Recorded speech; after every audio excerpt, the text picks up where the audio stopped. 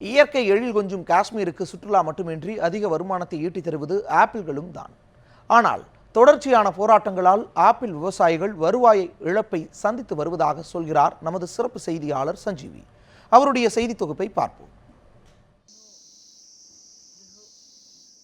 அழகாக பூத்து குலுங்கும் இந்த சுவையான சிகப்பு ஆப்பிள்கள் காஷ்மீரின் இயற்கை எழிலுக்கு பிறகு கிடைத்த மற்றொரு வரம். இந்தியாவின் 80% ஆப்பிள் தேவையை காஷ்மீர் தான் பூர்த்தி செய்கிறது. பல வெளிநாடுகளுக்கும் காஷ்மீர் ஆப்பிள்கள் ஏற்றுமதி செய்யப்படுகிறது.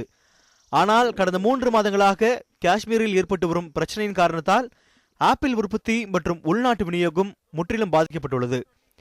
இதனால் பெரும் நஷ்டத்தை சந்தித்து வருவதாக வருத்தப்படுகிறார் ஆப்பிள் விவசாயி உத்தரமான் கான். सबसे बड़ा कारोबार यहाँ पर होता है, सबसे बड़ी ये मेवा सनत है यहाँ पे, जिस पर लोगों का अक्सर करीबन 90% लोगों का ये इन्हिसार इसी पर है भरोसा है, इसी पर गुजारा है.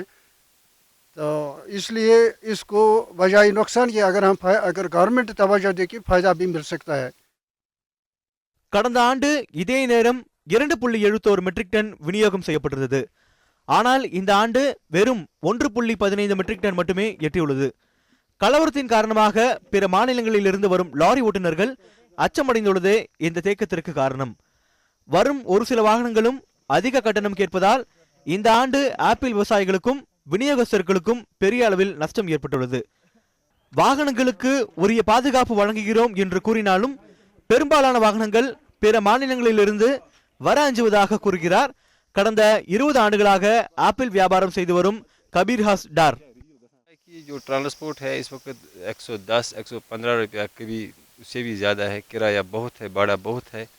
फिर जो दिल्ली वाले है आज़ादपुर मंडी, वो उसको बिल्कुल कम रेट में बिकते हैं 500-550 में, जबकि इस वक्त जो सेब बागू में पड़ता है तकरीबन 450-500 में, फिर उधर घाटा ही घाटा लगता है. ஆண்டுதோறும் காஷ்மீர் கிராமங்களின் பொருளாதாரத்திற்கு இந்த ஆப்பிள் விளைச்சல் மூலமாக 8000 கோடி ரூபாய் கிடைக்கிறது. ஆனால் கடந்த 3 மாதங்களாக மட்டும் காஷ்மீரில் நடந்து வரும் பிரச்சனையின் காரணத்தால் கிட்டத்தட்ட 1500 கோடி ரூபாய் இழப்பு ஏற்பட்டுள்ளது. இதனால் ஆப்பிளின் விலை மற்ற மாநிலங்களிலும் பன்மடங்கு உயரும் அபாயம் உள்ளது.